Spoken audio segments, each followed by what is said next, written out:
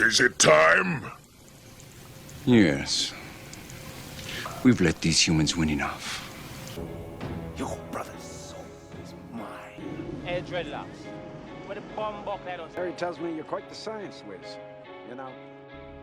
We had to go. Nobody gets that. So you did it while you were putting your clothes back on, dear. Your brother's soul.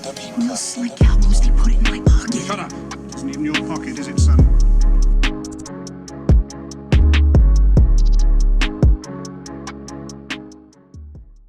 What's up, and welcome back to another episode of Star Explains. Shout out to the viewers from the last video. I know some of my videos aren't everybody's cup of tea. I recently started uploading my gameplays and shit like that again as well. So go with the content you want to see. You know what I'm saying? I do a lot of different content, and I know it's not everybody's cup of tea, but you know, if it is your cup, drink it. Shit, why not? And shout out to one of my viewers from the Magazine Dreams video. His name is Carlos.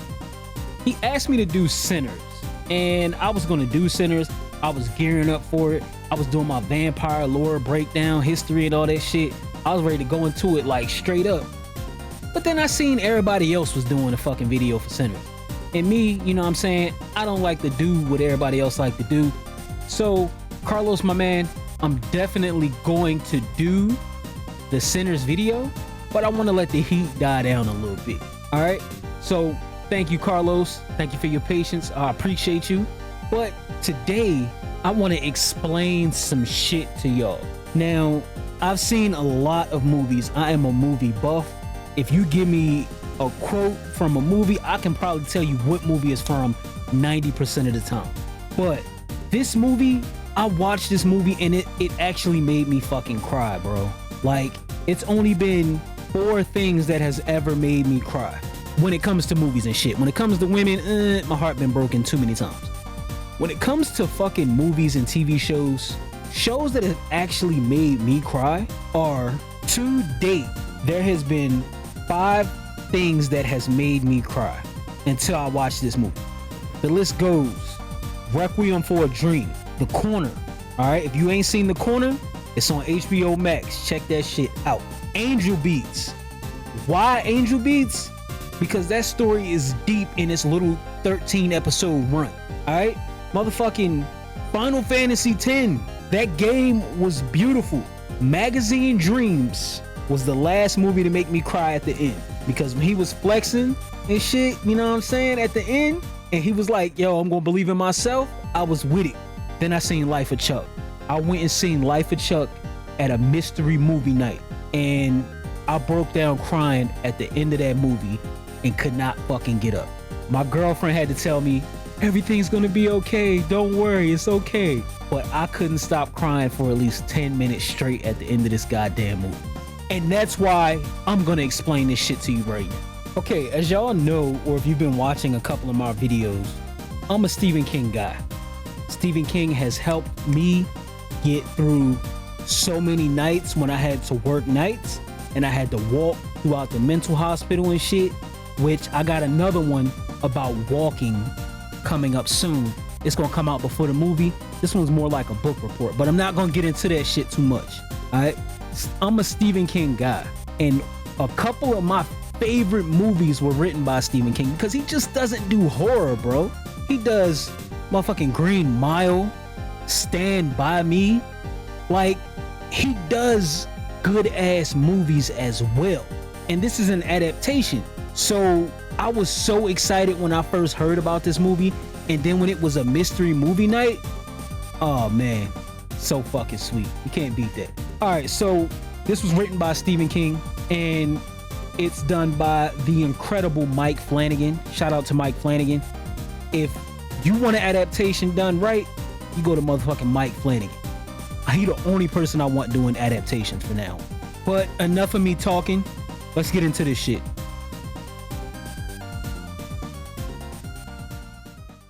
Okay, so the movie is broken down into 3 parts, and it starts off with part 3. The end is the beginning. And part 3 is titled Thanks, Chuck. Part 3 starts off with a teacher who's having one of his students read out of a Walt Whitman book, and he's reading I Contain Multitudes. As he's reading that, the students in the teacher's class are whispering and talking amongst themselves, and he's like, what's going on?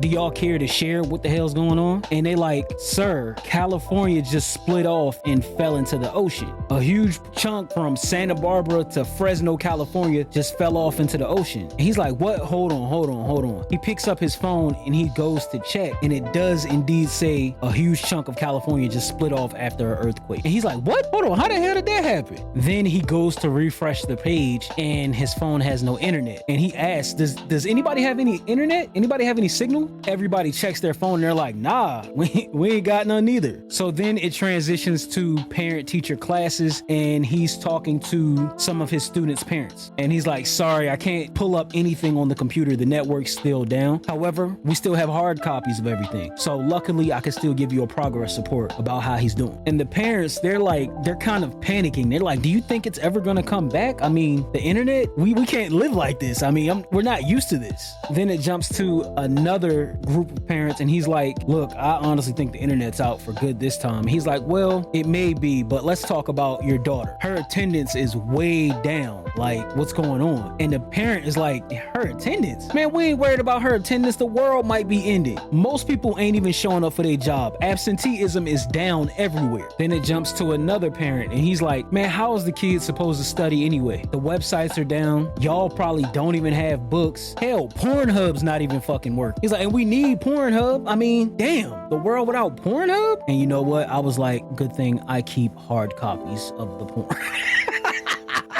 Just in case this happens, I have it backed up somewhere, so no worries. Anyway, and the dad, he's kind of explaining about how his wife, she ran off to go find some old boyfriend who she was in love with. And he was like, I get it, but come on, like, what about me? But he's like, well, I mean, if the world is gonna end, I guess I understand. And the teacher's kind of just leaning back in his chair, just looking at him like, bro, you need to talk to a therapist. I'm not a therapist. Then it shows how Marty is at home and he's watching TV, and he's kind of going through the different channels, and it's showing the different disasters in the area. We see that there was a disaster in Northern California because of the earthquakes. We also see there was record flooding causing thousands to abandon cars and homes in Yorkshire. We also see that in France, a giant tsunami is kind of crashing on land and shit. And we also see giant forest fires in Monterey. So it pretty much seems like every disaster that is happening is happening.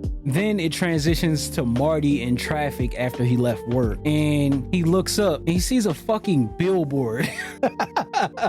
The billboard says, thanks, Chuck, for 39 great years. Thanks, Chuck. Marty kind of just looks at that billboard and he's like, yo, what the fuck? Why the fuck haven't I ever noticed that before? Then it transitions to Marty's ex-girlfriend, Felicia, and she's at work at the hospital and she's listening to the radio, and they're talking about all the disasters and stuff that occurred or that is currently occurring. And then suddenly she hears on the radio, thanks, Chuck, for 39 great years, Charles Krantz. And she kind of is like, what the fuck? But then her coworker comes in. And she's like, what's up? And he's like, yo, we got another one. Somebody tried to off themselves. And did you hear about Mary Lou? Her ex just came up in here and they fucking held hands and ran up out this piece for real.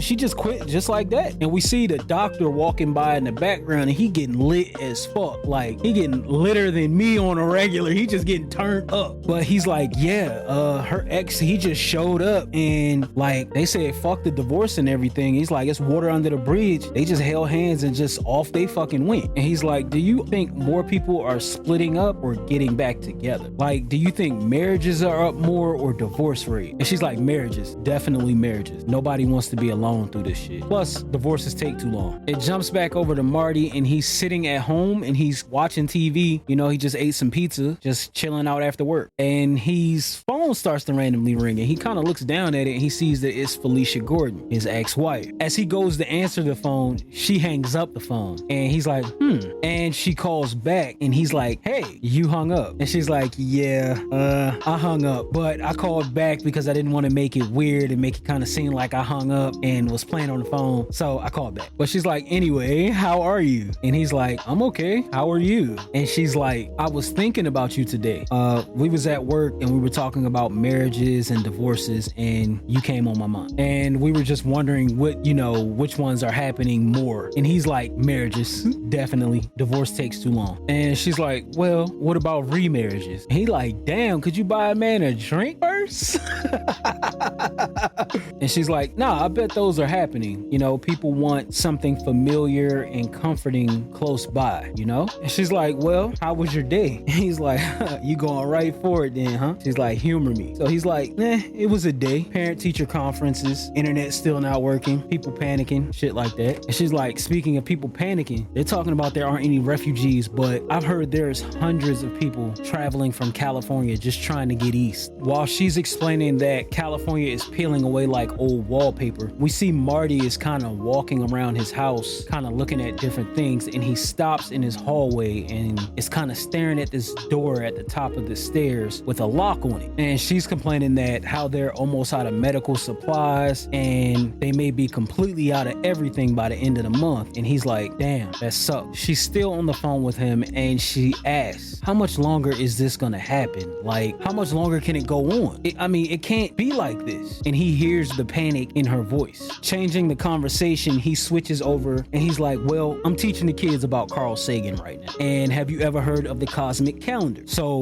let me give you a little breakdown of the cosmic calendar. So the cosmic calendar goes like this. If you take the age of the universe, which is 15 billion years old, and you compress it all the way down into a calendar, you'll have the cosmic calendar. So the Big Bang takes place on January 1st at 12 o'clock midnight. So right now, currently, we're in the final millisecond of the last day of the calendar, December 31st. If you watched Cosmos, A Space-Time Odyssey, Neil deGrasse Tyson hosted it. It did come on Netflix, but basically he explained all this as well. And that was kind of what the whole kind of show was about. And it showed like the different eras, the prehistoric eras, the different eras. So if you haven't seen that, I definitely think you should check it out. Me, I love movies, I love history, I love science. That shit was right up my alley, so I had no choice but to watch. Anyway, moving on. So he's basically explaining that the Milky Way didn't form until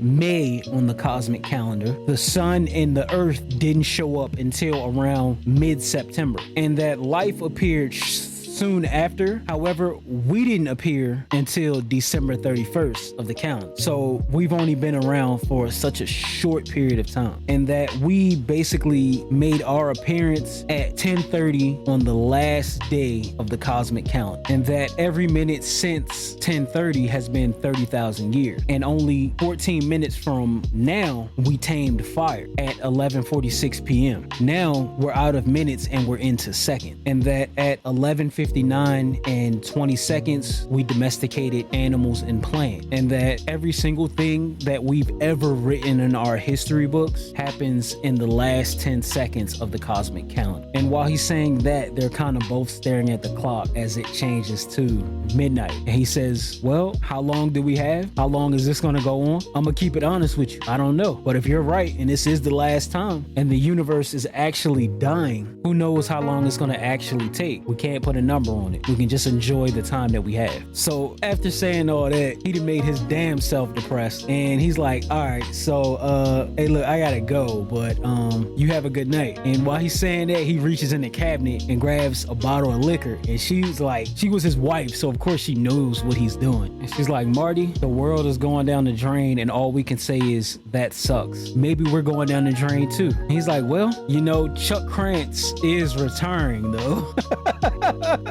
I guess that's a gleam of light in the darkness. And she's like, yeah, 39 great years. And he's like, did you see that fucking billboard? And she's like, no, it was an ad on the radio too. He's like, how the hell does a guy named Chuck Krantz get this kind of coverage? I mean, it's just fucking retiring. I don't get it. He looks like an accountant. I never heard of him. And they used the old photo too. I mean, the guy barely looks 40. Like, how did he put 40 years on a job and he barely looks 40? And she says, well, the world is full of surprises. But hey, Marty, no hard stuff. Have a beer instead, all right? And he's like, all right, you got it. Then it transitions to Marty getting lit as fuck. He said, fuck that shit, and pouring the straight shit right over some ice. You know what I'm saying? Put it on some rocks. Then Marty turns the TV back on and we see that Cleveland is fucking burning as well due to wildfires in Ohio. Like, how the hell is there wildfires in Ohio? Like, Ohio is pretty rainy and rugged and shit. Like, maybe in the summertime, maybe, but you know what I'm saying? Maybe they need to pay more attention to motherfucking Smokey the Bear. But then Marty puts back on a show that he was watching previously where the people are dancing. Then the channel suddenly goes out and it says, sorry, we're experiencing technical difficulty. So he kind of just starts to cycle through the channels and every channel says, sorry, we're experiencing technical difficulty. And Marty is like, man, shit on a stick. Then a song kicks up and it's fucking Chuck ad again. It's like, we'd like to thank Charles Krantz for 39 great years. Thanks, Chuck. Then the TV flashes back to, sorry, we're experiencing technical difficulty. And Marty is just staring at the TV like, yo, what the fuck? How the fuck? Maybe I'm drunk already. Then Marty goes outside his home and we can see some of his neighbors and other people are just walking up the street away from the direction that is the highway and the city and stuff. And Marty sees his neighbor Gus. And when I seen his motherfucking neighbor Gus, I had to do it. I have to. I'm sorry. His neighbor Gus is motherfucking Matthew Lillard, aka Shaggy, aka serial killer from my favorite movie, Hackers, aka Stu from Scream. He was, man, hey look, shout out to Matthew Lillard, bro. Shout out to motherfucking Matthew Lillard. The dude is an actor who has fucking range. Like, I can't give him his kudos enough. Shout out to Matthew Lillard. And he was in Without a Paddle, so why not? Matthew Lillard is a G in the game. Shout out to Matthew Lillard. But Gus is Matthew Lillard. Gus walks over and he's like, hey Marty, what's up, bro? And Marty's like, yo, where your car at? He said, it's on the sidewalk down the street with like 100 others. It was a fucking big ass sinkhole that opened up. He's like, what? Yeah, man, a big ass sinkhole. If you want to go to work, you're gonna have to take the motherfucking highway and go all the way around the city to get to where you gotta be at. He's like, what? Man, hell no. He's like, yeah, man, I had to walk 3 miles just to get back home. Marty's like, yo, are you serious? I was just there last night, backed up in traffic. And Gus is like, man, thank God you ain't there now. It's still people trapped in them cars in that sinkhole. And he's like, yo, did you hear about California? And he was like, nah, I mean, the TV went out for a little bit. He was like, yeah, the rest of California went, bro. It's like maybe 20% of Northern California still hanging on, but the rest just gone, bro. It's just fucking gone. He's like, yo, the Midwest turning to charcoal, Florida flooding, that's all the food making regions just about gone, bro. Shit about to be crazy. The same thing in Europe, like, and in Asia, oh man, they already having a famine. Like, it's just straight chaos right now. They saying shit, it's like the bubonic plague over there and shit. Like, over 1 billion people dead. And the bees, oh man, don't get me started on the bees, bro. All the bees are gone. Like, before it was like some of them are gone, but now just about all the bees are gone. And he's explaining there may still be some in South America, but it's not enough to pollinate the entire world. And I mean, and without them, we ain't got nothing, you know, all the honey, everything's gone. And while he's explaining this, Marty sees someone who works at the bank walking up the street. And he's like, hold up, bro. Let me go holler at her right quick. Give me 1 second. So he goes and he talks to the lady who works at the bank. He's like, yeah, I'm Felicia's husband. And I just wanted to ask you, could you tell me more about the dude on that billboard? And she like, yeah, bro, I remember you. What do you want? I just had a long walk and the fucking bank is leaning. You know what I'm saying? It's leaning at the edge of that fucking sinkhole. And she like, shit, I think that's the end of my job. And he's like, I'm sorry about that, but I'm curious about that billboard on your bank building, the Charles Krantz one. And he's like, does he work there or something like that? Is he returned from there? And she's like, no, I never even heard of him. I just seen the billboard and the ads. And then he was on my TV too. Like, he's everywhere. Like, nothing about cars or anything else like that anymore. Just all Charles Krantz all the time. She's like, honestly, I think it's some kind of prank. prank performance art. And she says, take care, and walks off. And Gus is like, yo, they look like refugees. And Marty's like, yeah, they do. Marty walks back over to Gus and they lean on his car, and he's listening to Gus kind of explain how there was a volcano in Germany, and like, how the hell is there a volcano in Germany? Like, shit like this is not supposed to happen. And they're still watching people kind of walk up the street, and they see this one guy kind of just like drop his work suitcase. He like, man, fuck it, I don't care. And Gus is like, honestly, you know, I think people will stop offing themselves, you know, and maybe they'll just, you know, wait. And Marty is like, wait for what? And Gus is like, the end. And he's like, honestly, if you look around, we're kind of going through the 5 stages of grief, and we just landed smack dab on the last stage, which is acceptance. And Gus says, you know, the waiting, I think that's the hardest part. That's going to be what's hardest for people. And that's fucking facts, you know, like that's something that I try not to think about, which is death, but waiting around to die solves nothing. You should be out enjoying every minute of your life. But I digress. We're not going to get into that right now. And he's like, man, this is just 22 different flavors of shit. And it happened so fast. All this started happening within the last 14 months. It's crazy. And the only thing Marty can do is say is, yeah, it sucks. And Gus is like, yeah, it sucks. Then Gus looks up into the sky, and he's looking up. He's like, oh snap, somebody's doing skywriting. And we see that the fucking skywriter is writing, thanks Chuck.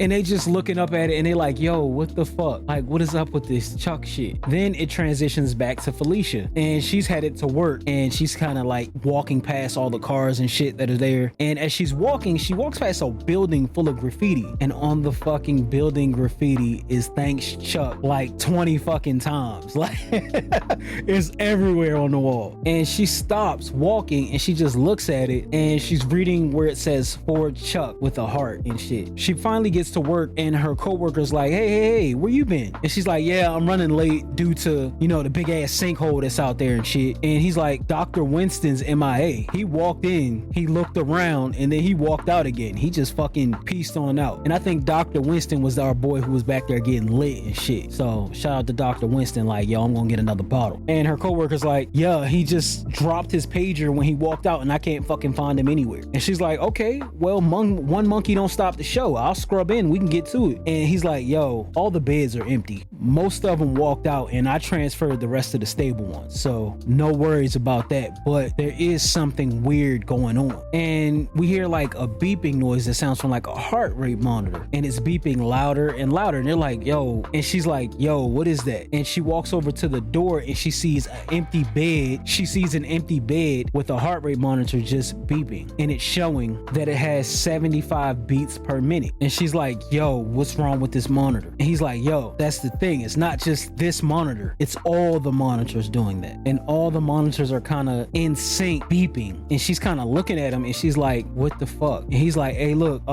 you know what? I think I'm gonna get out of here. I think I'm gonna go home. There's nobody here. There's nothing else for us to do. I'm just gonna go home. So then it jumps back over to Marty, and he's flipping the channels of his TV, and still it just says emergency broadcast system, stand by. So he can't get nothing at all on his TV. As he's flipping through the channels, we see Chuck kind of glitch onto the screen, and then it changes back to normal again. And Marty just turns the TV off and just sits there. He picks up his cell phone, and he goes to call Felicia, but then his phone suddenly loses signal. And he steps outside on his lawn, and he sees that all his neighbors are kind of doing the same thing. They're holding their cell phone up trying to get a signal, but nobody can get a signal. Then Marty just says, fuck it, and he starts walking down the street towards Felicia's house. As he's walking down the street, he notices everybody kind of abandoned their cars, and he sees an older gentleman who's sitting on a bench, and he's kind of like knocking the old tobacco out of his pipe, if that is tobacco, that is. And he approaches the older gentleman, and he's like, hey, are you okay, sir? And the older gentleman says, yeah, I'm just taking a rest. I walked downtown to take a couple pictures of the sinkhole, and you know, now I'm just sitting here having a little break. He's like, yeah, I went to take a couple pictures of the sinkhole for, you know, maybe the local news or something like that, but oh shit, they're all off the air. It's just Charles Krantz on the air now.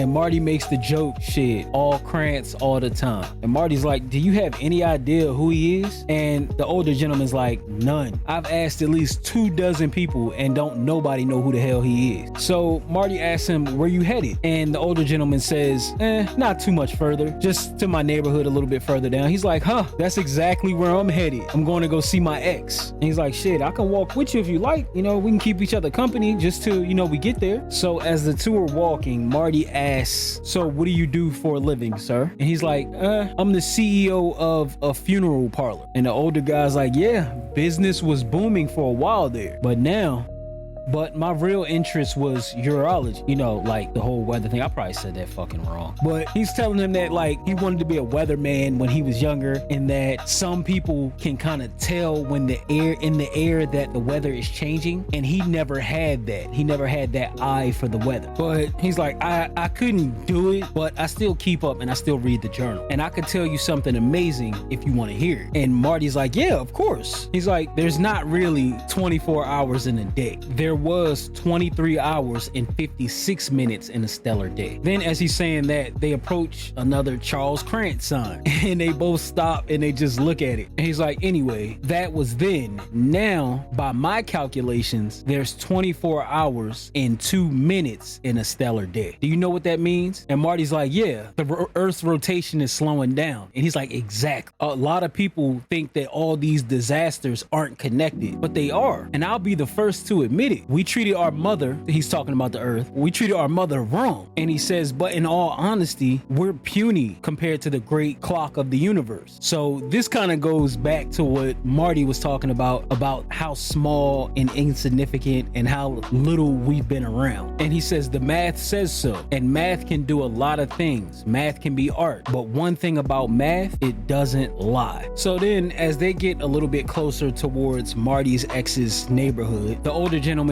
he says, you know what? I think I'm gonna have a seat and rest my arthritis for a bit and watch this beautiful sunset. Do you care to join me? And Marty's like, nah, you know what? I think this is where we part ways. I'm gonna continue on. So as Marty is continuing on alone, it's dark outside, and he sees like this little girl roller skating in the dark and shit. And he's like, hey, what are you doing? And she says, oh, we're skating. We want to go skating. And he's like, oh, okay, that's what's up. So as he's making small talk with the little girl and explaining that he's going to see his wife who bakes cookies for the little kids and shit, all of a sudden all the power goes out. And Marty's like, well, I think you should go ahead and get on home. And as he's saying that, the windows on the house behind them light up, and the windows say, thanks, Chuck. And it shows different pictures of Chuck Krantz, kind of like he's smiling normally like he's taking a picture, and then in the next one he looks a little bit older, and in the last one he's kind of looking with his head down and shit, upset. Then they see it start to appear on all the houses. So now every house has the same thing on it, the same picture of Chuck on it. And as Marty's looking around, the little girl, you can kind of tell that she's scared. He's like, hey,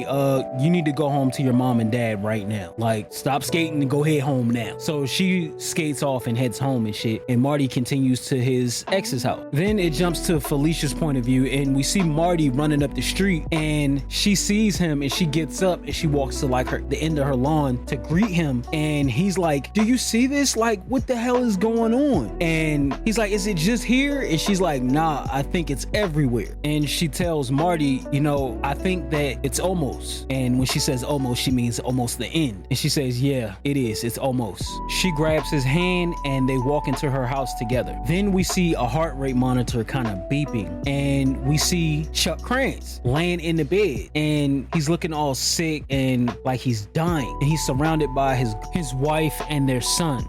Then it switches back to Marty and Felicia, and they are walking into her backyard, and they're sitting down and they're looking up at the stars and shit. And like, again, I love fucking space shit. If you look at those fucking stars, like, oh man, like, damn, fucking beautiful. And even Marty mentions that. He says, this is the brightest I've ever seen the star. And he's sitting there with Felicia, and he's kind of just pointing out the different constellations and the stars to her. Then he reaches out to hold her hand. After she grabs his hand, she points up and she says, and there's the north, and the North Star disappears. And I was like, yo, what the fuck is going on? I was like, hold up, how does just a whole fucking star disappear? And she's like, did you just see that? And he's like, yeah. Then Mars disappeared. As they're sitting there, more stars continue to disappear from the sky along with planets. And Felicia looks over at Marty and she's like, I'm scared. And Marty's like, I am too. Then it transitions back to Chuck and his wife. And she's sitting there and she's rubbing on his face and she's saying, it's okay, honey, you go on. And she leans in and gives him a kiss. And her son is sitting there crying and he's like, 39 years. I can't believe it. And his wife says, 39 great years. Thanks, Chuck. Then it transitions back to Marty and Felicia and more of the stars are just disappearing out of the sky and they're kind of looking at each other scared, and then some music starts playing and it's like, give me some loving, give me some loving, give me some loving. And Marty looks at Felicia and he says, I love you, and then the screen goes black. Now essentially when I first saw this, like, I got it, but it was a lot, and now I understand what they mean when they say I contain multitude. He had an entire universe inside of him. Every person that he met, every person he's ever seen, every person he's ever interacted with, they were all inside of him. And that's something that I didn't realize until it was put that way, that we all take a little piece of everything with us. Whether it's that girl you never spoke to that you had a crush on, you always remember her. Whether it's this person who rings up your groceries in the grocery store, you remember how they look. You may not remember every detail, but you took a piece of them with you. And that's my interpretation of I contain multitude. So next it transitions to Act 2, Buskers Forever. We see a young drummer named Taylor setting up her drums so that she can kind of play some music and make a little bit of money while doing so. And it's kind of giving a little bit of background about Taylor, and she went to Juilliard. She dropped out of Juilliard, but she didn't tell her parents though. And she makes pretty good money busking, more than she makes at her regular job at the record store. So she starts playing the drums and stuff, and she's kind of warming up. As she's warming up, we see another young lady who's walking down the street. Her name is Janice, and Janice just recently got broken up with her boyfriend. So she's sad and depressed. She just got off work. Like, how the fuck you gonna break up with somebody while they working and shit? Like, I had to go through some shit like that, but that's a different story though. I ain't gonna get too much into it, but yeah, like, how the fuck, like, I'm sitting here trying to focus on motherfucking work and you gonna fucking break up with me? Like, what the fuck? Like, find something to do while I'm working. Break up with me when I get home, you know what I'm saying? Don't break up with me when I'm here dealing with bullshit. But anyway, she got broke up with while she was working and shit, so she walking home thinking about the shit, all pissed off and upset. But her boyfriend is on some shit. He broke up with her through text message and shit, you know what I'm saying? And like in the middle of her fucking shit. But anyway, she's walking in the street and she's pissed off and like she has a lot on her mind. She's kind of crying a little bit. Then it transitions to Chuck, and he's walking out of a coffee shop after getting a coffee, and he's just kind of walking down the street and shit. And we find out that Chuck is currently on a conference about banking in the new millennium, and that Chuck is a very successful accountant, and that he used to speak accountant well, but some of the vocabulary is now lost to him. But he likes to think he speaks other languages as well. So when I say that, I mean, like me, I do technical support, so I'm good at technical support. However, sometimes I get, rusty. Some things I forget to do, like programming. Like if you don't constantly stay on top of it, you forget how to do it. Also, the narrator kind of explains that Chuck's life is narrower than the one that he hoped for. So basically, we all can't kind of live our dreams like we want. We all kind of end up falling in where we fall in at. We don't all get to be rappers, dancers, video game designers, writers. We can't all do that. So instead of becoming a writer, you end up writing articles for a blog. Or instead of becoming a video game designer, you do fucking IT. Instead of becoming a goddamn superhero, you end up becoming a nurse or a CNA. So we don't all get to kind of follow our dreams, and Chuck didn't get to follow his dream, but he fell in where he fell in. And it's just always important that, we make peace with that. Yeah, we can't all, follow our dreams, but we have to make peace with where we are in our life. We also also find out that Chuck has a wife named Jenny, and he also has a son in middle school. So I think I called him his stepson earlier, but that's Chuck's son. My bad. Like, I know how us Stephen King clan members are. Do not attack me, okay? My bad. The narrator also tells us that Chuck only has 9 months to live, but Chuck doesn't know that yet. It transitions back over to Taylor, and the narrator explains that she's been at it for like 10 minutes now and ain't made no money. And Taylor's kind of sitting here looking bored as fuck too.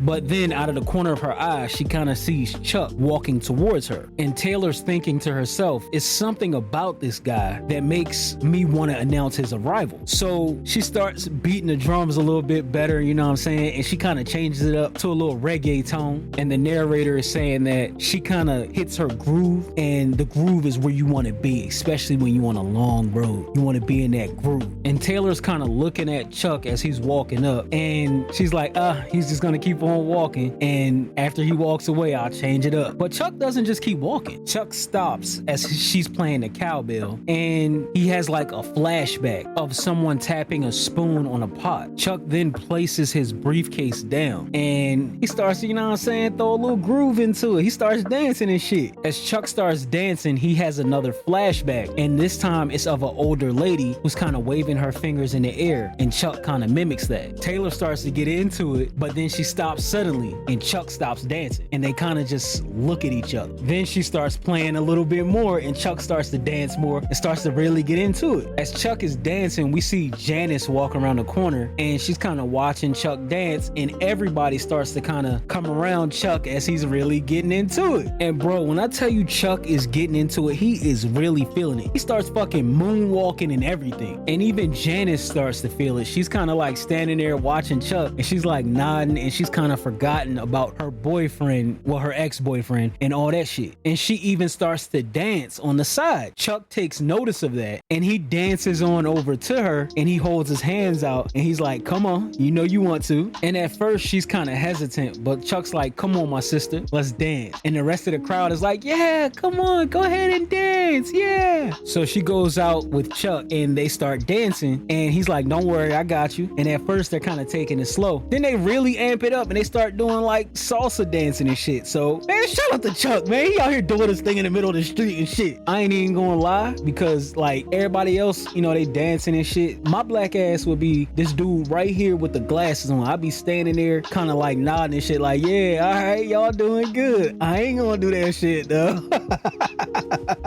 So mid-dance, Chuck starts to get a little headache, and he stops, and he takes his glasses off, and Janice kind of walks over to him to kind of make sure he's okay, and he takes his glasses off, and he's like, yeah, I'm okay, no worries. And they start dancing again. So after they finish dancing, they're kind of packing up Taylor's equipment, and we see the hat has like a whole ass of money in it because everybody enjoyed it, and Chuck is like helping them pack up the equipment and stuff like that. And they're kind of like asking questions, and they're like, do you guys like dance for a living? Do you dance for a living, Chuck? And Chuck's like, no, I just love dance. So then they all get into the van, and they're like riding, and they ride to like this little seating area, and Taylor asks Chuck, where did you learn to dance like that? And he says, my grandmother taught me, actually. As they're talking, Taylor is dividing up the money amongst the three of them. Janice is hesitant at first, but Taylor convinces her to kind of just go ahead and take the money. Why not? You earned it. Chuck kind of just sits there with his eyes closed, having another headache, and Janice asks him, are you okay? And Chuck's like, yeah,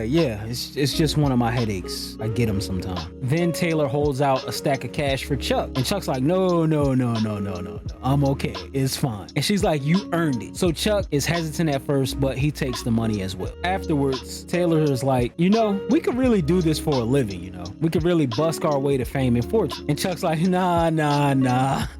And Taylor looks at Chuck, and she just asks, what made you stop in front of me? Like, what made you just start dancing? And Chuck kind of thinks about, you know, saying some bullshit like when he was in his band, he used to dance across the stage, but he was like, nah, honestly, I don't know. And then Taylor's co-worker's like, all right, Taylor, we gotta go before I get a parking ticket. And she's like, all right, if y'all really don't want to make a career change, y'all can at least give me a hug. So they all embrace, and after they hug, she's like, Buskers forever. And her co-worker's like, yeah, Buskers forever. Now let's roll before the meter maid comes back around. So then it follows Janice and Chuck, and they're walking across a bridge, and Chuck's like, that sucks. And she's like, yeah, that sucks. I can't believe he broke up with me. And she's like, I'm gonna try to find a video of me and you dancing, and I'm gonna send it to him, and I'm gonna be like, this is what you're missing. And they laugh about it. And then Chuck looks at her and he's like, you know what? You're gonna be fine. I can't explain how I know it, but don't worry, you're gonna be okay. You got a bright sunbeam right in front of you, and you're gonna step right into it, I can tell. And he says, but that sucks. And she says, yeah, everything's going down the drain, and all we can say is that sucks. Now, if you remember from the thanks Chuck part, that's the same thing Felicia said. Felicia said the same exact thing. Everything's going down the drain, and all we can say is that sucks. So the people inside of Chuck's head are saying things that he's heard. Like, bro, like, oh my God, like that's fucking beautiful. And you know what? That goes along with what I said. We always take a little piece with us. We take expressions, we take things that people say, we take facial expressions, we take that with us, and we don't even know it. So then Janice and Chuck arrive at a crossroads, and Chuck's like, I'm that way, and Janice is like, I'm that way, and she says, thank you for the dance. Chuck gives her a little bow, and she gives him a little bow back. Then Janice walks away, and Chuck kind of just stands there and he watches her walk away. And as he watches her walk away, we see that same little girl from the thanks Chuck part roller skating. Then we also see Felicia's co-worker sitting and having a cup of coffee. Chuck kind of just watches for a while, and then he walks away. And as he's walking away, he walks back past where Taylor was drumming, and he stops and he kind of looks at it. And as he stands there, he thinks about the two questions he was asked. Why did he stop to listen, and why did he start to dance? And honestly, he doesn't know. But would answers make a good thing better? And the narrator kind of explains that later, Chuck will lose the ability to walk. He'll also lose the ability to even chew his own food. He'll also forget his wife's name. Later, he'll also lose his ability to know the difference between waking and sleeping. And he'll enter a land of pain so great, he'll wonder why God even made the world. However, what he will remember is that day that he stopped, dropped his briefcase, and moved his hips for no reason at all. And he'll think to himself, that is why God made the world. Just that. So that was like just a lot right there. Like, I'm sorry if I got to you. Like, man, damn. I probably ain't did shit because I'm not, you know what I'm saying, emotional, but I am emotional. But, you know, whatever. Anyway, to go through that kind of pain, just wow, you know? But we get to act one, which is I contain multitude. Okay, so in part one, it starts off with the narrator explaining how Chuck lost his sister, who wasn't born yet, and he lost both his parents due to a patch of ice on an I-95 overpass. Luckily, Chuck wasn't in the car. He was being babysitted by his grandparents while his parents were having a dinner date together. All this happened when he was 7 years old. The narrator goes on to explain that for the first year and a half, there was nothing but unadulterated sadness in the house. Nobody could really talk. Nobody was happy about anything. We find out that his grandparents are named Albie and Sadie Krantz, and that they were depressed because they lost not only Chuck's parents, but they also lost the granddaughter that they would have had, who was supposed to be born 3 months later. They even picked out a name for her already, and that her name would have been Alyssa. And it kind of shows a flashback of Chuck telling his mother that sounds like rain, and his mother laughs and cries at the same time. Then it shows how his grandfather is kind of dealing with the grief. He turns to numbers and alcohol, his two absolute truths in this world, and that his grandmother Sarah could not find any joy at all in any of her usual places that she finds joy, which is like cooking and shit. And that's something that, you know, when my grandmother passed away, I don't mean to, you know, sidebar,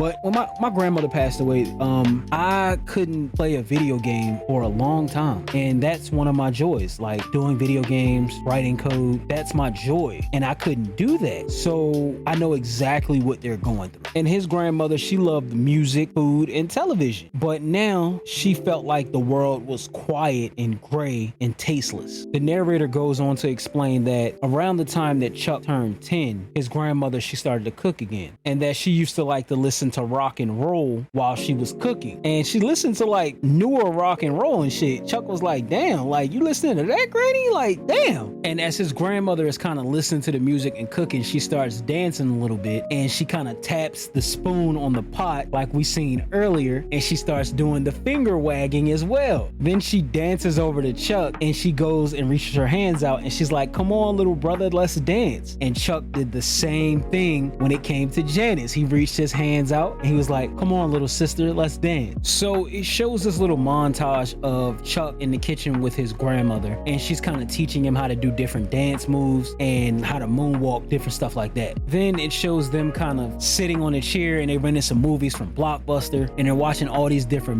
musicals like West Side Story, Singing in the Rain, Cabaret, all that jazz. Like, they got some fucking hardcore goddamn musicals out here, you know what I'm saying? I seen like one or two of them. I ain't even gonna hold you, but they got some hardcore fucking musicals out. So they're watching the movie Cover Girl, and she's telling Chuck, you could learn those moves, kiddo. You're a natural dancer. And he asks her, when did you learn? And she says, in high school. And he's like, what were you like in high school? And she's like, shit, I was a wild one. And they laugh about it. And she's like, hey, don't tell your grandfather though. He's an old school like that. All right. And the narrator kind of explains that their house became Chuck's house, all except for one room, the cupola on the roof. The narrator explains that Chuck was forbidden from going into the cupola, and that was his grandfather's one rule. He could not go into the cupola. And like his grandfather like put like a lock on that shit, and can't nobody go in it. The narrator explains that Chuck's grandfather, Albie, wasn't a stern man, and he wasn't hard on him, but when it came to going into that cupola or going near the cupola, he was razor sharp about it. No, stay away. However, Chuck being a child, he was still gonna wonder about what the hell was in there and why the hell was it a big ass lock on it. And when Chuck asked both of his grandparents about it a little bit more, his grandmother was like, there's nothing to see in there, and the floor is rotten in there, so if you go in there you might fall straight through the floor. And his grandfather says, yeah, the floor is rotten, and only thing you can see in there is the shopping center anyway. Shit, ain't no point in going in there. Then it transitions to Chuck and his grandfather, and they're watching Carl Sagan's Cosmos on the TV, and they're talking about what? The fucking cosmic calendar. The same thing that Marty was talking about in the beginning, Carl Sagan is talking about right now on the TV. However, on this night of Chuck's 10th birthday, or near Chuck's 10th birthday, his grandfather kind of explained to him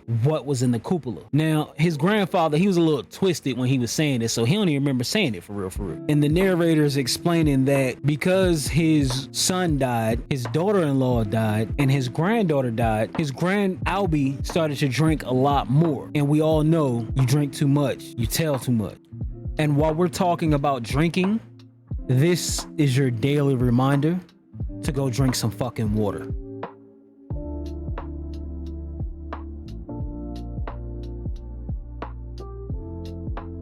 And Chuck, he's, just talking to his grandfather. He's like, I bet you could see a lot more than just that strip mall from the cupola. Like, you got to be able to see like super far from up there. And his grandfather's like, look, if you go up there and look, you might see, honestly, a lot more than you wanted to see. You can bet that. Carl Sagan is still cooking on the TV. Man, shut up the fucking Carl Sagan, man.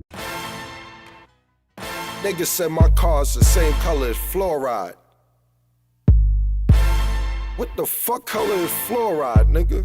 Carl Sagan cooking on the fucking TV and shit, talking about the cosmic calendar and the cosmos and shit. And Charles is just kind of sitting there looking at Albie. He's just kind of looking at his grandpa, and he's not saying anything because his adult intuition from like, even when you're a child, you get like adult intuition. You kind of like, let me just be quiet and see what he gonna say. And that's exactly what Chuck does. He sits there quiet and he kind of just looks at his grandpa and let his grandpa get twisted. He's like, let me see what the hell he gonna say. And his grandpa takes a puff off his pipe and he looks at Chuck and he's like, do you know what style of house this is? And Chuck's like, Victorian. And his grandpa's like, that's right. And it's not pretend Victorian. It ain't none of that fake bullshit. It was built in 1885. It's been remodeled half a dozen times since then. But that cupola, that was there from the start. And his grandpa's like, yo, I've been here since what, 71? Shit, I ain't been up to the cupola but 6 damn times. And Chuck's like, is it because the floor is rotted? And his grandpa's sipping on his liquor. He's like, cause it's full of ghosts. And his grandpa's like, you remember Scrooge? Scrooge, do you think of that kind of like a ghost story and shit? Chuck's like, yeah, I guess so. And his grandpa's like, did somebody say it was a ghost story? Christmas yet to come. And his grandpa kind of just stares off and he says, Jeffrey's boy was a month later, then Henry Peterson. That one took a little bit longer. It was like 4 or 5 years later. By then, I almost forgot what I saw up there. And Chuck is kind of just staring at him like, what? And his grandpa's still going on. He's like, I said I'd never go back up there after that. And to be honest, I wish I hadn't because of Sarah, your bubby, Chucky, and Brad. And his grandfather kind of sits up in his chair and he says, the waiting, Chucko, that's the hard part. Then it jumps back over to cooking ass, goddamn.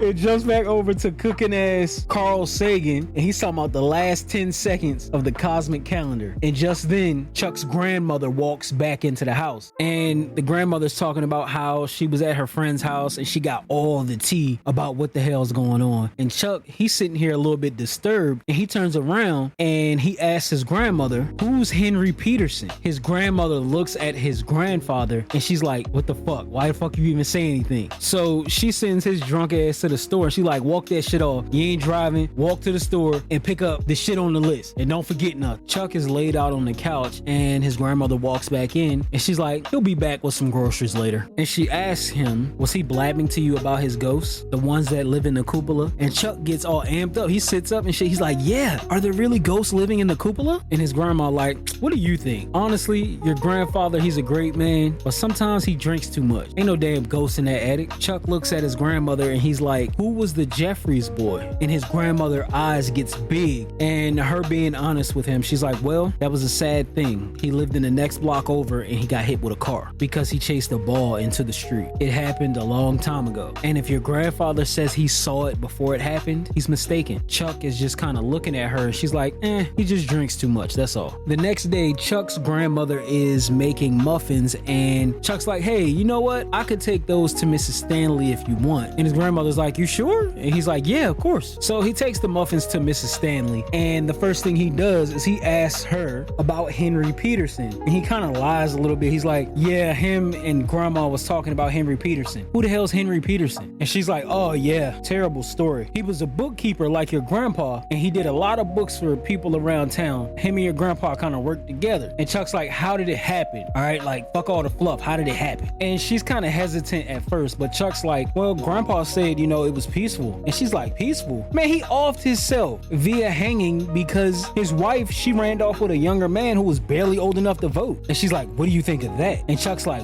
wow. And she starts to go on, but then she kind of catches herself and see Chuck there with his mouth open. And she's like, yeah, what's happening at school? Then it transitions to Chuck at school, and his teacher, she's reading Walt Whitman, and all the students are loud and talking and shit. She ain't really got control of her classroom. Like, I had this one teacher way back. Her name was Senorita Bile. When she come up in that motherfucker, silencio, and everybody got quiet. You know what I'm saying? But I was only in her class for like maybe 3 months. But we're not gonna get into that. His teacher is quoting Walt Whitman, and she says, I am large. I contain multitudes. And that sticks with Chuck. And Chuck, you kind of look, and Chuck's the only person that's like really paying attention to her. So after the class, after all the kids are leaving, the teacher's kind of sitting at her desk, and she's like wanting to tear her hair out because ain't none of them little motherfuckers listening. And Chuck walks over to her, and Chuck asks his teacher, what did Walt Whitman mean by I am large, I contain multitudes? And like the teacher smiles, you can tell that that's probably the brightest spot of her day. And she's like, well, what do you think that it means? And Chuck answers, all the people he knows. And his teacher says, yeah, but more. And she places her fingers on his head and she asks him,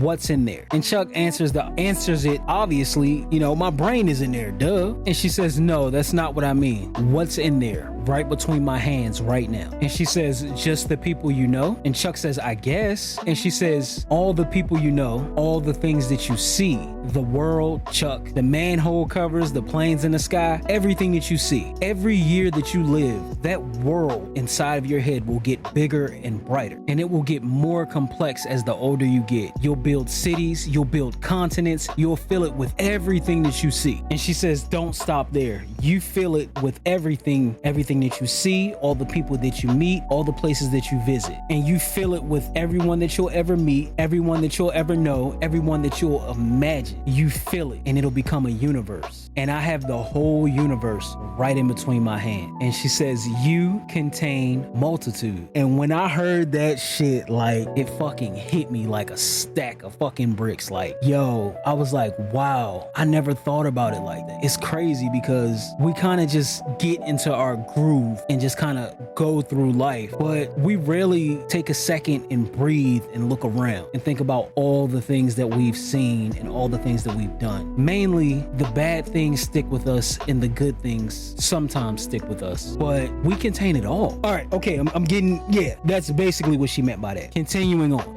And Chuck asks, well, what happens if someone hits a patch of ice in an overpass and goes off the side of the road? And she says, Chuck, don't worry about that. What matters is you contain multitude. Remember that. And she's like, you go on. I really enjoyed having you in my class. You were such a good boy. And Chuck leaves. As Chuck's walking down the hallway, he looks into a classroom and he sees Marty sitting at his desk looking over paperwork. And the narrator says Chuck did enjoy his summer until August and his bubby died. So unfortunately, Chuck's grandmother did pass away. We find out that his grandmother died in a grocery store, and the narrator kind of explains that his grandfather kind of sunk back into his work. He stopped telling jokes and everything kind of went back to how it was when his parents died. His grandfather kind of dug into his work and still continued to drink and stuff like that. Chuck goes to a store and he picks up like some candy and a soda. And he asked the cashier, that lady who died, where was she at when she died in here? And the cashier looks at him and she's like, that's creepy, ain't it? Like, the fuck? And Chuck's like, no, she was my grandmother. So the cashier shows him to the aisle and she says she was getting a loaf of bread, and when she collapsed, she pulled down everything on the shelf. So Chuck is now at home and he's looking at his grandfather, watching his grandfather sleep, who's like in one of them passed out kind of sleeps, you know what I'm saying? He's snoring his ass off, and Chuck's looking at the keys and he's like, yo, I should fucking grab these keys and head upstairs. And that's exactly what he does. He steals the keys and he goes straight to the cupola. After he unlocks the cupola's door, he opens it up and he goes to kind of peek inside. As he's peeking inside, his grandfather yells out, no, and comes running up the stairs and kind of pushes Chuck down the stairs and away from the door. And he looks inside of it and he's like, oh no, oh God. His grandfather, so startled by what he sees, he closes the door and he looks at Chuck and he's like, give me that, give me the lock. After he grabs the lock from Chuck, he's looking at Chuck and he realizes what he did. And he's like, oh my God, I'm so sorry. I am so sorry. And he goes and he embraces his grandson and he asks him, are you okay? And Chuck's like, what did you see? And he says, I'm sorry, but you can't do that. You can't do that, Chucky. You can't look in there. I'm sorry. I'm so sorry. And they hug more. And then it transitions to Chuck at school. As Chuck is walking down the hallway of his school, he sees a flyer for a dance class and it says, let's dance. And he has this flashback of his grandmother saying, come on, little brother, let's dance. So Chuck goes to his first class and his teacher's like, welcome twirlers and welcome spinners. I see we have 3 boys this time. Y'all may get teased, but y'all are brave as hell. So during the class, the teacher kind of starts off with the waltz and you can see that Chuck knows the dance. The teacher switches to the cha-cha and you can see that again Chuck knows the dance. And then they switch to swing dancing and again Chuck knows it. Then it changes to samba and Chuck's like, don't know that one.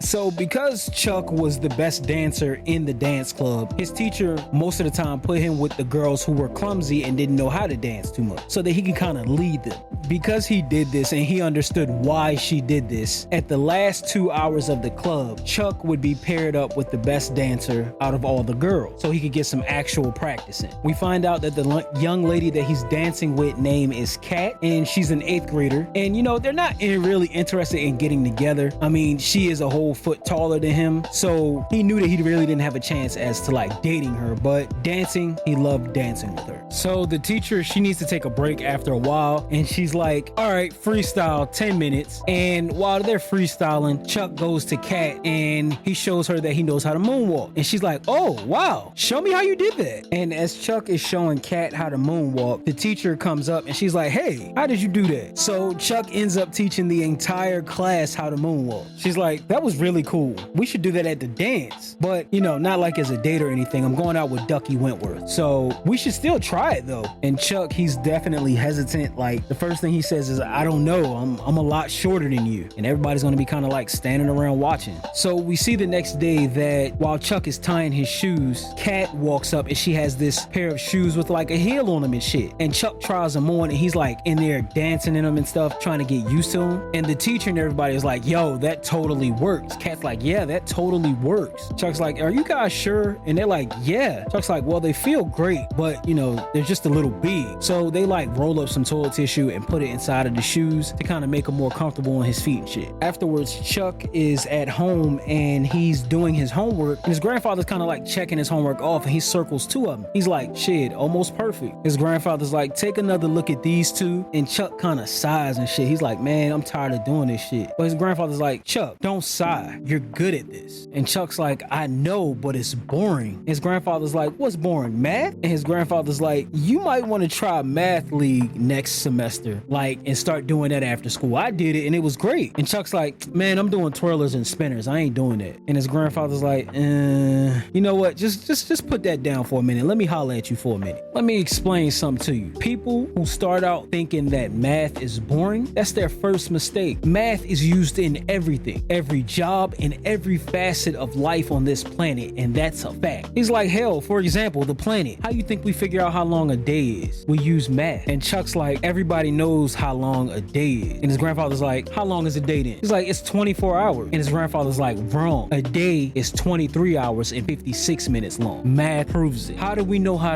old the earth is, or how to build bridges or skyscrapers and stuff? You gotta know math, baby. And his grandfather explains to him, like, how do you think we tell how far apart stars is from us? How do you think we figure out how long they burn? When you look up at the sky at night, you see one of the greatest equations there ever was. He's like, look, even with your dancing that you love so much, that's math too. How do you think you learn the language of dance? You count the steps. 1, 2, 3, 1, 2, 3. That's math. And his grandfather's like, you think that what I do here is just folders and papers and stuff? No, when I look at these, I see people's lives. I see this person's tax. I see this person's pension. If I get one number wrong, I could ruin somebody's life. And Chuck says, why don't they teach that? The cool stuff. Why do they teach us all the boring stuff? And his grandfather's like, and takes a shot of liquor, which I feel that. Like, if I learned cool stuff when it came to math and I learned how it would be used and all that, I probably would have took more of a greater interest in math. But me, I couldn't like catch on to it. So math was my weakest subject. My strongest subject was fucking history and science. But we're not gonna get into that. And his grandfather explains that math is something else too, you know. Statistics and probabilities, they can tell you about your future too. Like, they can tell you that you're more likely to be drafted by a major league sports team than to make it as a dancer. And Chuck just looks at him like, damn, grandpa, you just gonna shit on my dreams like that? And his grandpa kind of goes over what I said earlier. He says, the world needs more accountants and less dancers. I mean, that's just the probability of it. It's much more opportunities out there to be an accountant than to be a dancer. I know this may hurt, but I'm just speaking facts. That's one thing about math. Math is truth. One thing about math is it doesn't factor in your preferences. It's pure that way. Math can do a lot of things. It can be art, but one thing about math, it doesn't lie. So afterwards, Chuck is at his dance and he kind of walks in and he's nervous as hell and shit, breathing all hard. He stops and he stands and he kind of takes it all in a little bit, and then he starts to head towards the wall like a complete G, and he posts up on the wall and shit, leaning. And we see Kat walk over and she's all happy and shit. She's like, hey Chuck, wow, you look great. Chuck's like, wow, thanks, you too. And she's like, so you ready to show him how it's done? And Chuck's like, nah,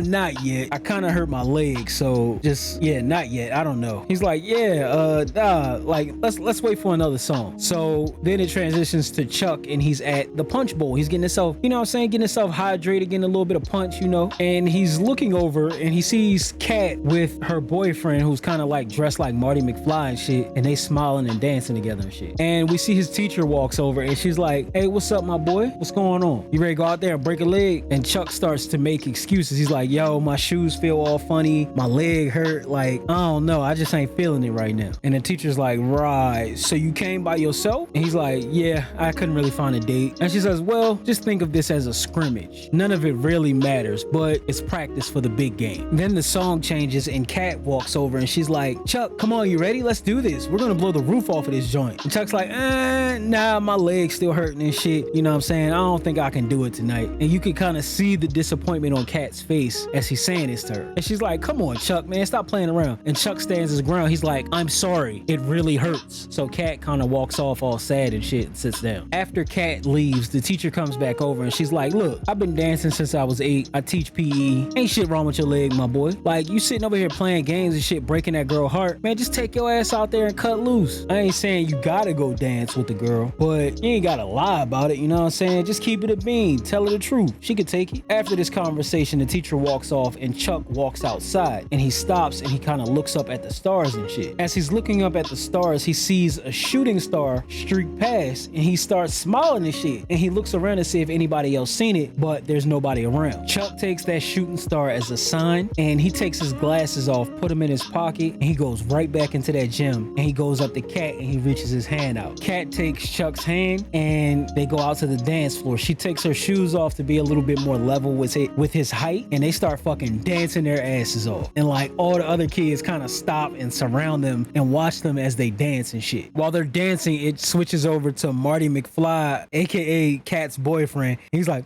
man, this some old bullshit. He got this some bullshit face. So after they finish dancing, the crowd is like screaming and everybody's all amped up. And Kat, she comes in and she gives Chuck a kiss. And like the boyfriend, again, he has like the what the fuck face. It's some bullshit. Like, what the fuck? The crowd start clapping and shit. They like, one more time. And Chuck and Kat like, nah, that's it. So the narrator then explains that 6 months before Chuck dies of a brain tumor, he tells his wife the truth about the scar on the back of his hand. At first, Chuck told his wife that he got the scar on his hand because he got into a fight with Chuck Wentworth or Duckworth, whatever the fuck his name is, Kat's boyfriend, because she kissed him and shit. But Chuck was really lying about that. And he told her the truth was, and that the truth was after dancing, Chuck was so hot and he just wanted a moment to himself. So he went outside to the football field and he's like explaining that there was so many beautiful stars in the sky that night and that he was thinking about how great he was and how important he was, and he was dancing around and he cut his hand on the chain link fence on the part that was sticking out, and that's how he got the scar on his hand. The narrator explains that the house where Chuck grew up at, the haunted house, the one that had the cupola, was demolished and now an apartment building stands where it sat. Then it transitions back to Chuck's grandfather and he's done working for the night, so he gets up and he starts turning off all the lights in the house. Then his grandfather seizes up and he grabs his arm, and the narrator explains that Chuck's grandfather dies of a heart attack 5 years after the spring fling dance. During this time, Chuck was a senior in high school and he even joined a band. Then it shows Chuck and he's talking to the guy from the beginning who was talking about he was running the funeral home, and he's explaining that, yeah, your grandfather, he came in and he kind of set everything up a while ago. He paid for everything and like had everything down to the letter that he wanted done. Honestly, I thought it was strange at first, but I guess he knew maybe. He says your grandfather, he was a great man. I mean, he saved our skin more than once when the tax man came coming around. When the tax man came sniffing around. And Chuck's like, well, do I owe you any money? And he's like, no, not a cent. He settled all that too. And the older gentleman says, let me explain something.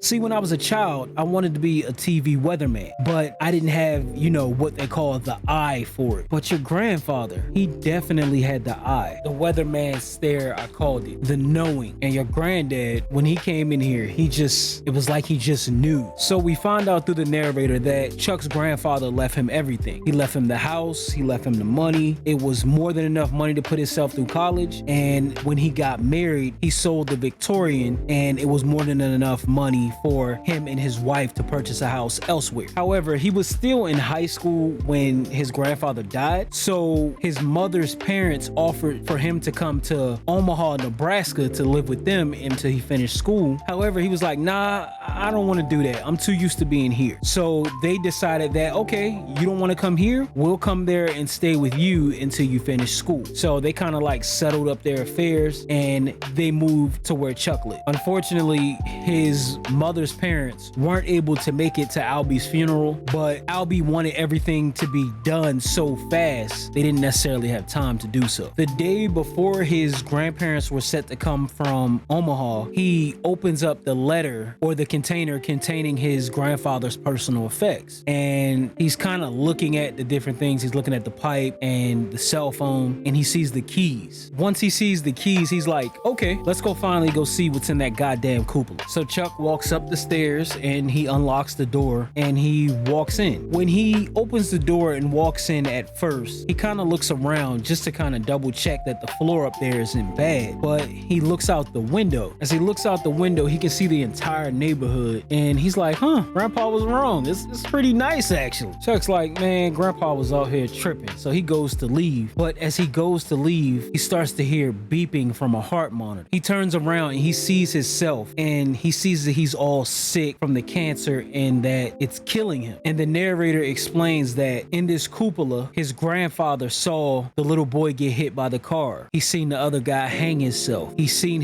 what happened to his grandmother. He's seen all these events happen, which is why he locked the door and kept it locked. And Chuck thinks that's what his grandfather saw. He's seen himself fall to the floor, crumpled up, still clutching his arm from where he had a heart attack. So his grandfather seen his own death, and his grandfather saying it's the waiting kind of rings out in his mind. Chuck stands there staring at himself and he's wondering to himself, how long until I end up in that bed? And then they were gone and he was just in that room staring at the floor. And Chuck thinks to himself, no, I will not let that control me. I'm gonna live my life until my time runs out. And man, when I heard that, like, oh my God, like, bro, that moment right there is what hit me the hardest. It's not the sitting around and the waiting to die. It's the living your life to the fullest. That's what's important. And Chuck says, I am wonderful. I deserve to be wonderful. And I contain multitude. And as Chuck is saying that, it kind of shows the different flashbacks of himself when he was a child, when he was a teenager, and when he was an adult. And he walks out of the cupola. And there you have it. That right there was one of the best movies I ever seen in my life. And I am a movie buff. I love all different types of movies, but the message that movie had, man, shout out to Mike Flanagan, bro. He know how to fucking do it. Stephen King, oh God, bro, let me tell you, this movie, it has so many messages and it's so deep, bro. It's hard not to enjoy this movie. If you can, go to the movies and watch it. I didn't spoil everything. There's a lot of stuff I left out, but please check this one out. I promise you, Magazine Dreams was my #1 movie of the year. That has officially changed. Magazine Dreams is #2 now. This movie was the best movie I've seen in the last 10 years. So shout out to Mike Flanagan. Shout out to Stephen King. Check this movie out. And I want to thank you so much for watching this video. Hopefully I did kind of persuade you to go see the movie. It wasn't my intent to use bootleg footage. However, when I see this movie, man, I had to.